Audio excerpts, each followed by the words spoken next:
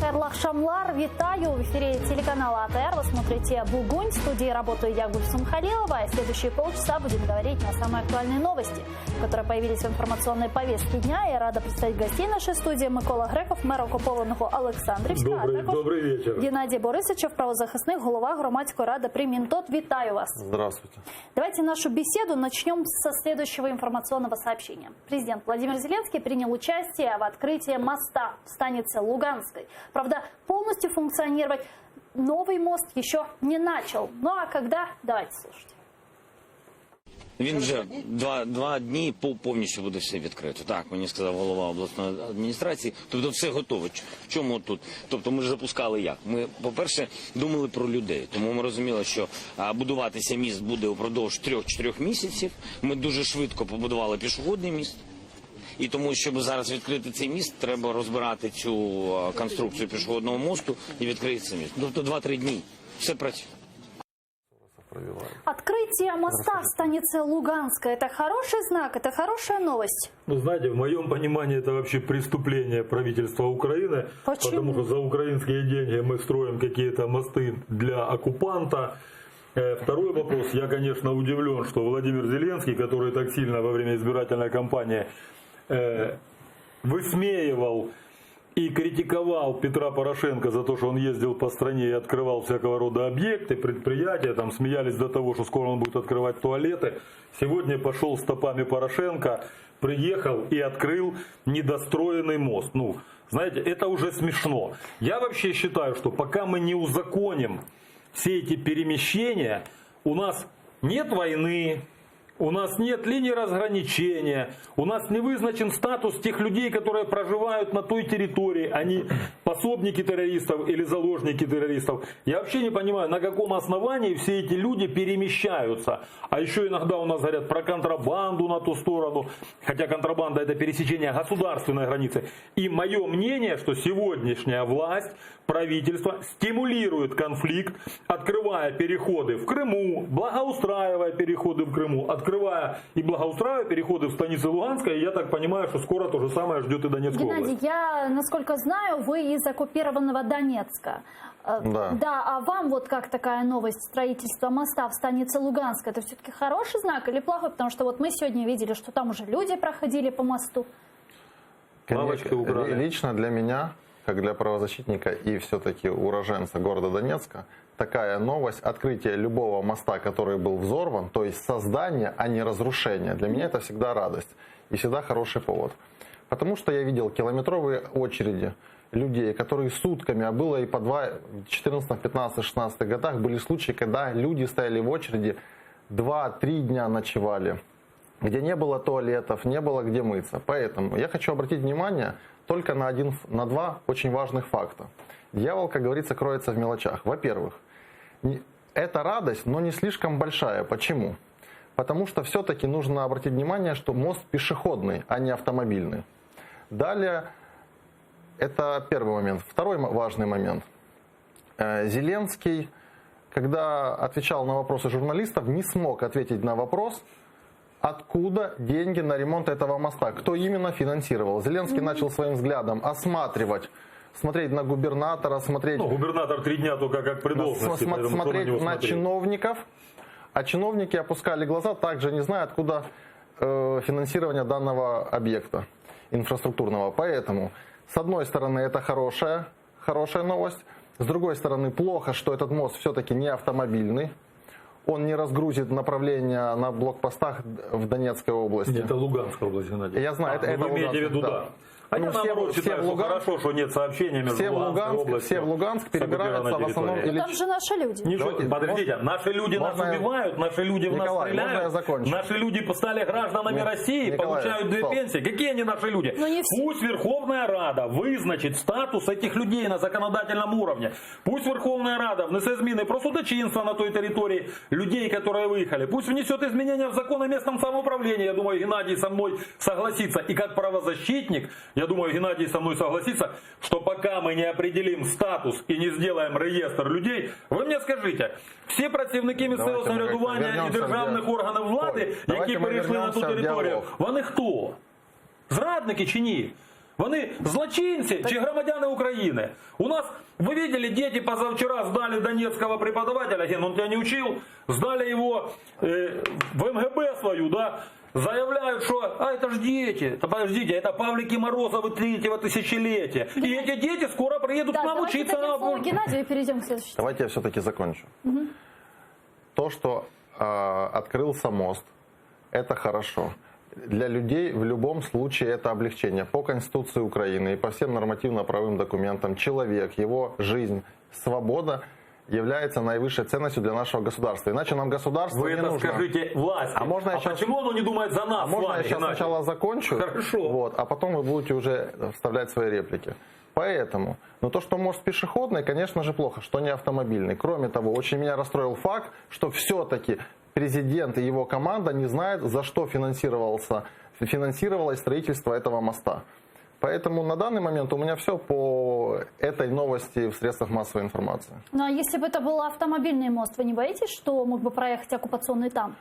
Это, сейчас скажу, по поводу оккупационного танка, который мог бы проехать. Ранее об этом говорил Петр Алексеевич Порошенко. Очень жаль, что Владимир Зеленский, будучи президентом, повторил на открытии этого моста те же самые слова. Пошутил, мол, танки здесь точно не пройдут.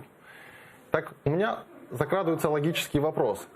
Через все в Луганскую область, на неподконтрольной территории, ездят через блокпосты Донецкой области, автомобильные дороги. Почему же через те дороги оккупационные танки не приехали? Я думаю, что в данный момент, когда мы стоим перед нормандской встречей и уже идет разведение, произошло разведение войск двустороннее, никакие танки уже ни в какую сторону ездить точно не будут.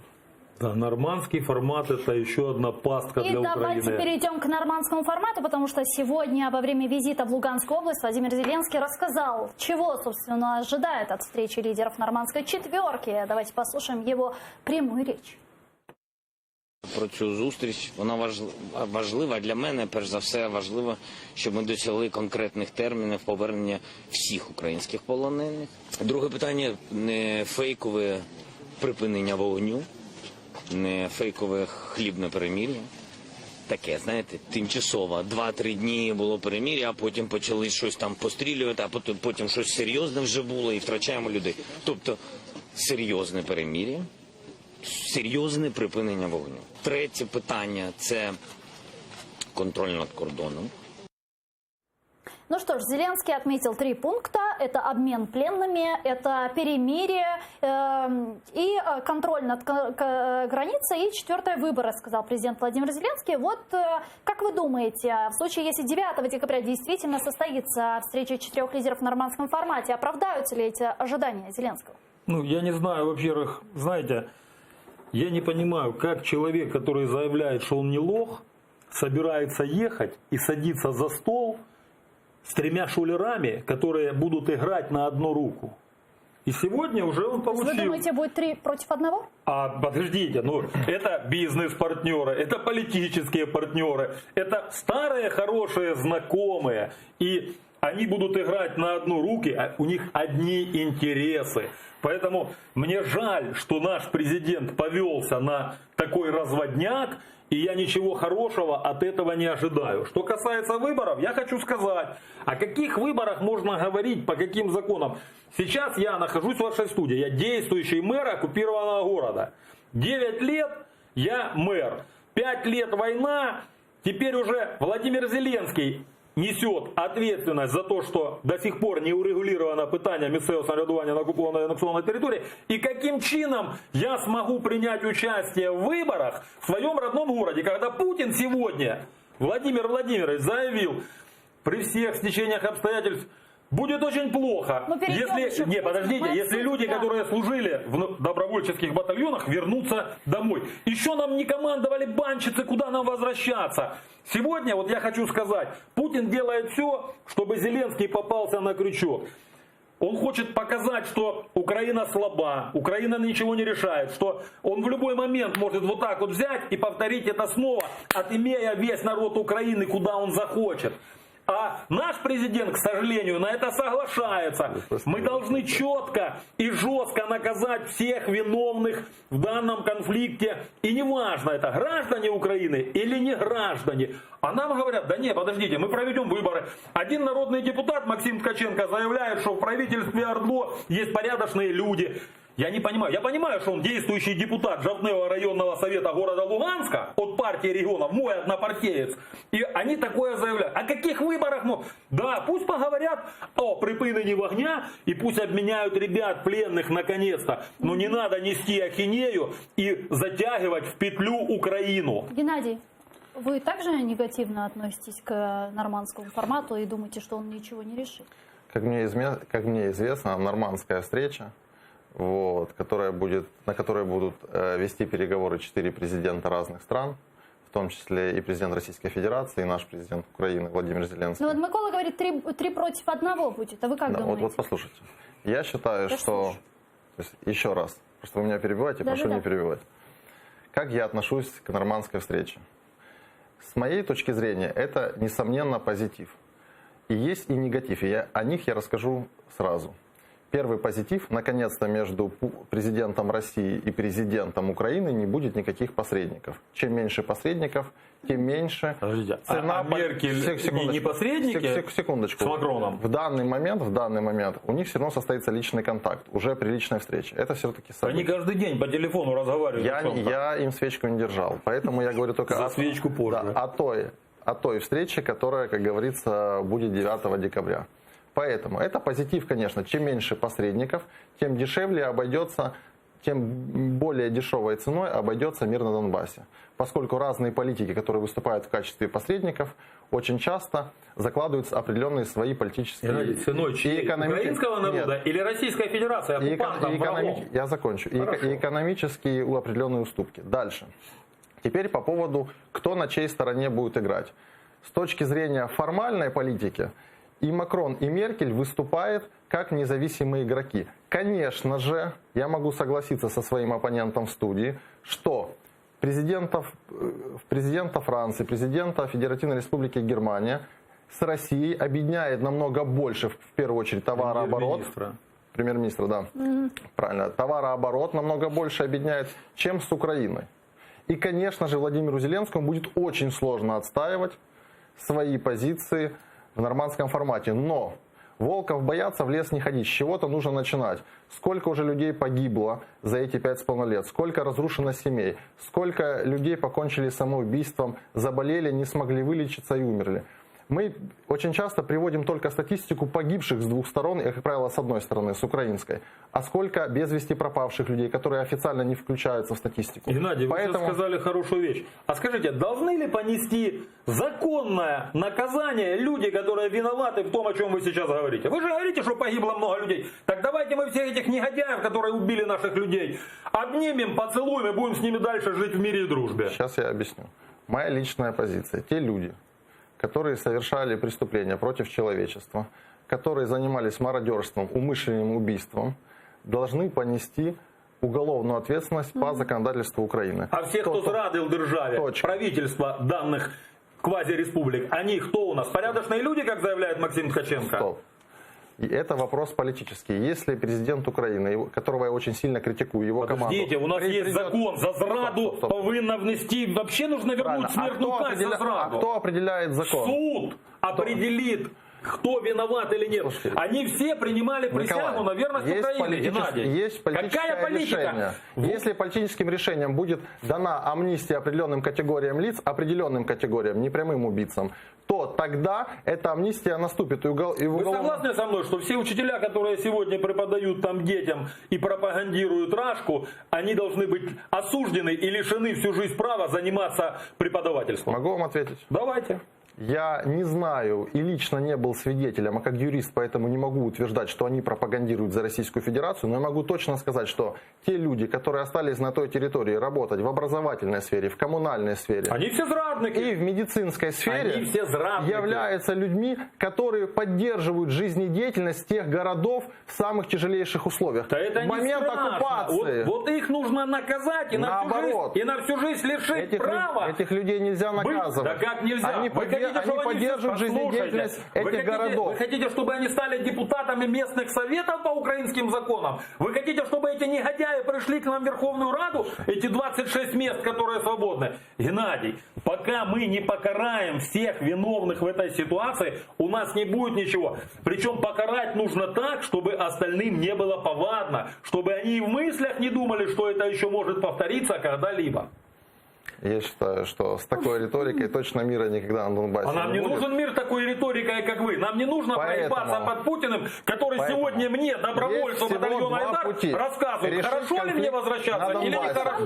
Два пути. Президент России Владимир Путин сегодня рассказал, собственно, как относится к президенту Украины Владимиру Зеленскому и чего от него ожидает. Давайте послушаем Путина.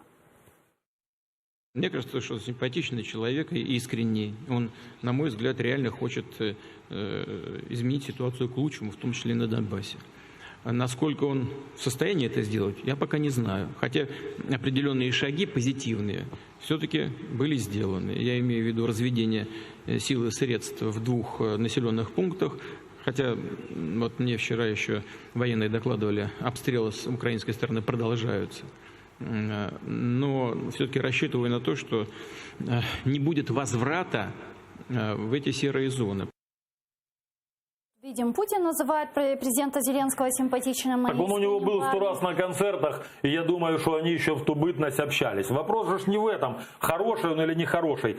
Президент Украины, неважно это Зеленский, Порошенко, Геннадий Бойричев, должен отстаивать только интересы Украины, национальные интересы народа Украины. А у нас, к сожалению, сегодня администрация президента саботирует все, Верховная Рада саботирует все, РНБО саботирует все, радники, які призначені президентом, несут ахинею и рассказывают, что это наши братья, мы должны их обнять и поцеловать.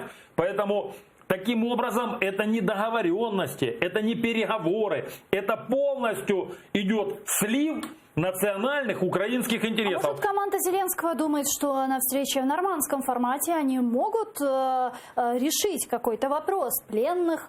Не, подождите, вопрос пленных не надо путать. Вот вопрос пленных можно решать всегда.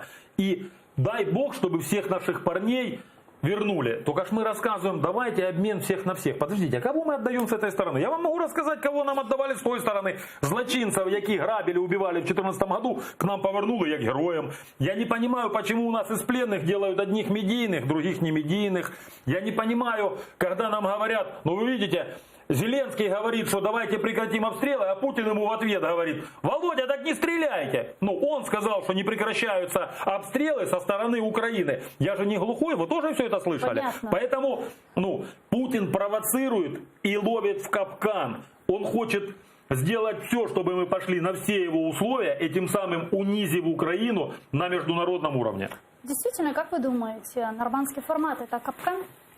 Я не думаю, что любые переговоры являются капканом, поскольку во время переговоров человек может соглашаться, в данный момент Владимир Зеленский, на какие-то условия, а может не соглашаться. Поэтому капкан будет только тогда, в том случае, если он согласится на невыгодные для Украины условия. Поэтому сразу обесценивать и дискредитировать нормандский формат я бы не стал по поводу заявления Владимира Путина. Что я хочу сказать? Человек, имея очень большой опыт управления Российской Федерацией, имея достаточно хорошее образование, дипломатически в преддверии нормандского формата хорошо высказался о нашем президенте в максимально корректной форме. Да, и тут же сказал, прекратите стрелять. Вот. И да, сказал, прекратите стрелять. Да, тут же сказал, что он сделает все, чтобы добровольцы, которые пошли защищать Украину, не вернулись на территорию Донецкой и Луганской области. Не нужно воспринимать заявление в данный момент Путина и вообще на это обращать внимание, поскольку это есть элементарная дипломатическая вежливость, корректность. Он сказал, сделал комплимент, и да, действительно, я согласен с Николаем, под этот комплимент дал определенный политический посыл перед нормандским форматом. Но не нужно к этому, на эти информационные шумы обращать внимание. Правильно. И президент Украины не должен вестись на эти капканы Владимира Владимировича Путина.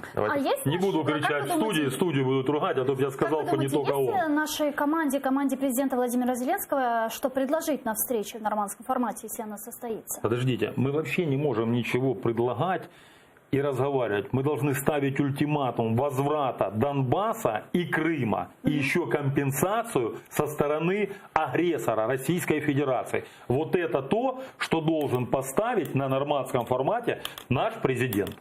Он у нас есть, да, это наш президент. Я, Николай, позволю немножко, как сказать, прокомментировать вашу речь. Мы очень часто говорим, нужно дожать Европу, нужно ставить ультиматум, нужно, как говорится, взять Европу и всех остальных мировых лидеров в ежовые рукавицы и дожать. Так мир так устроен, что дожимают только с позиции силы. Ну, уважают сильных. Вы согласны со мной? Если Украина вместе с Порошенко во главе 5 лет мародерили, 5 лет уничтожали, 5 лет занимались непонятно чем, и Украина потеряла и теряет экономически, Украина из сильного промышленного со временем государства за 29 лет превратилась в аграрную республику. Чем мы будем европейцев дожимать? России есть что предложить. 5 месяцев президентом является Зеленский. Если вы Николай, все, что сказали, я не увидел ни одной посадки. Я против того, за что закрыли Пашинского. Я против того, что предъявили Ляшку. Почему, если у нас выпустили этого Свинарчука, да? Вы мне расскажите, если вы так говорите и есть все. Почему никто не посажен? И почему Порошенко насмехает над всеми, возвращается с Турции, передает привет, садится в другой самолет, Николай, и уезжает? Я вам отвечу, это беззубость. И все окружение Зеленского работает против Зеленского. Сейчас я вам объясню. По поводу окружения Зеленского, если Николай упомянул эту тему, я тоже согласен, что большинство из окружения Зеленского являются непрофессионалами, авантюристами и действительно работают против его рейтинга. По поводу, почему нет никаких посадок. Поскольку за 5 лет есть две причины. Первая причина, поскольку за 5 лет все дела были давно проданы и уничтожена доказательная база частично. А Геннадий, хорошо. Почему 5 месяцев Зеленский у власти, почему не выпущены добровольцы, незаконно посаженные режимом Порошенко? Объясняю. Тоже никто. Есть уголовно-процессуальный кодекс, определенная системность выполнения разных процессуальных действий. Нету у нас ничего. У нас показывается, что ребята первого приняли присягу, второго встретились, а им третьего принесли 150 законов на голосование. И никто из них не знает, где они были написаны Микола, и кем. Я думаю, что все-таки эти вопросы должны быть адресованы президенту Зеленскому. Но я надеюсь, что администрация президента смотрит. Формате, да, вернемся к предмету нашей дискуссии, к нормандскому формату. Может ли быть такое, что Россия его сорвет? Подожди, что значит сорвет Россия? Он реально может не состояться по многим причинам. Ну как? Завтра заболеет Владимир Владимирович, у Ангели Меркель начнутся критические дни, Макрон там поругается с женой. Ну, вы знаете, говорить о том, что может случиться, это же прогнозировать. Давайте дождемся. Я еще раз говорю, сегодня Зеленскому передали кое-какое письмо с Германии, да? Уже с требованиями, которые изложены от 3 президентов, вернее, от 2 президентов и одного премьера. Поэтому, говорить о том, что он состоится, мы еще не знаем. Дай бог, чтобы начались переговоры прямые. Так они идут. Они же по телефону разговаривают. Вы знаете, сегодня вернули корабли. Это же плевок. Плевок в лицо всему украинскому народу. Путин глумится над нами, как над дебилами. Их вернули без унитазов и без сброи. Ну вы зря смеетесь. Вы же не говорите об этом. Пусть люди знают. Ну как можно было... Это, знаете, как издевательство. Вы вернули трусы и надавали по лицу всему украинскому народу. Вернуть перед нормандским форматом, это провокация чистой воды. Даже командующий ВМФ Украины заявил об этом. Это же смешно. Николай, не останавливайтесь, продолжайте. Куда же продолжать? Я хочу немножко поправить уже. Николай очень громко назвал... Так подождите, если один буксир... Нет, не корабли. Корабли это очень громко названо. Это морские судна. Это катера, Гена. Я как человек 6 лет, который отходил в море, могу называть вещи своими именами. Телезрителям это не интересно. Я еще раз корабль говорю, это звучит очень масштабно. А это один буксир и 2 катера. Я еще раз говорю, 2 военных катера, с которых сняли плитку и унитазы. Не говоря о сброе и о всем другом акустическом оборудовании. Но это же не... Это просто плевок. Я сейчас объясню, для чего сняли акустическое... А плитку для чего сняли? Я объясню, секундочку. Для чего унитаз сняли? Туда кто-то не попал, послушайте меня секунду. Давайте так. Во-первых, надо понимать, что когда Российская Федерация забрали, арестовали... Я не пойму, почему ты хочешь их оправдать? Я не хочу оправдать, я хочу объяснить людям, как на самом деле происходит процессуальные действия в рамках уголовного законодательства РФ. Путин издевается над народом Украины. Изъяли, наложили арест на них и описали как вещдоки. Правильно, и отдали уже отписанными. Да, Николай, прекратите так стебать. Ну как так стебаться? Дальше. Ну это же... Поэтому в рамках уголовного дела следователи Российской Федерации. Да? У меня такое впечатление, что ты вместе со следователем там что-то делал. Я просто более подробно эту информацию знаю. Да, они как вещдоки. В каком состоянии, сказал командующий передал? Документов изъяли аппаратуру, которая им понадобилась. Я не знаю, это еще один дружеский посыл. Вот. И вернули те, в прямом смысле слова, ржавые консервные банки, которые им уже не были нужны как доказательства. Но вы считаете, как Микола, что это плевок? Конечно, плевок. Я не считаю плевок. Это завершение договоренности по возврату моряков. Получается, что Зеленский договорился с Путиным, что у нас арестовали катера, а вернут нам, не будем называть вещи своими именами. Уголовное производство. Они тоже не могут переплюнуть через уголовное производство. Есть Они плевали на страну, они плевали на международные нормы. Они плевают на то, что погибают люди, а ты говоришь о каком-то процессуальном. Потому что у них есть развитая экономика, ядерное оружие, поэтому они плюют. А мы все, извините за выражение, просрали. Не мы, а мы знаем кто. И я считаю, что все предшественники президента, военные злочинцы, которые должны ответить перед народом Украины по законам военного времени. И нужно вернуть смертную казнь. И мы так живем вернее, из-за них и благодаря им. А у нас еще некоторые телеканалы приглашают и говорят, это ж там такой-то президент Украины, он негодяй. Я замолчал. Спасибо большое. Я бы вам не рекомендовал останавливаться. Ничего, мы сейчас, я думаю, продолжим. Давайте послушаем главу ВМС, да, вы только что его вспоминали, Воронченко, по поводу судов. Давайте послушаем. От на даний час вони тільки підходять до територіальних вод. 16 годин десь вони підійдуть. Це йде буксировка.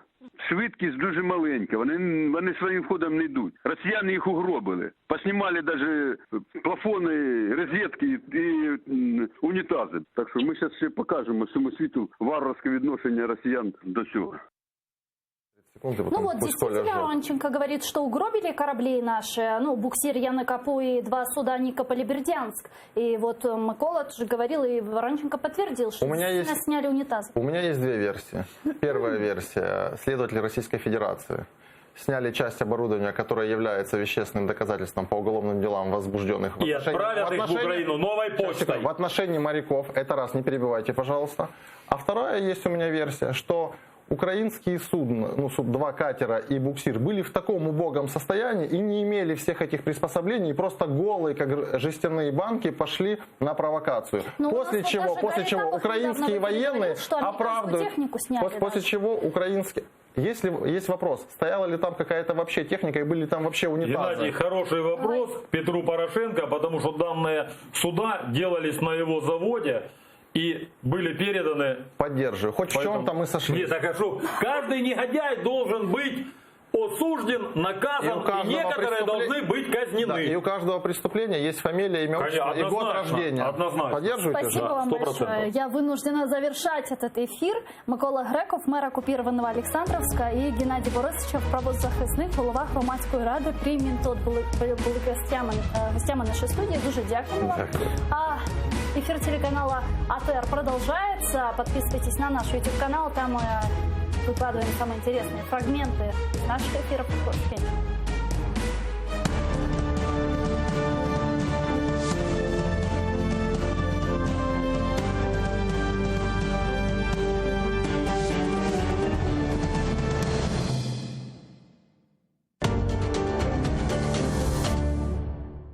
Залізна завіса. 2 світи і боротьба за правду. Фактичність, теорія медіа та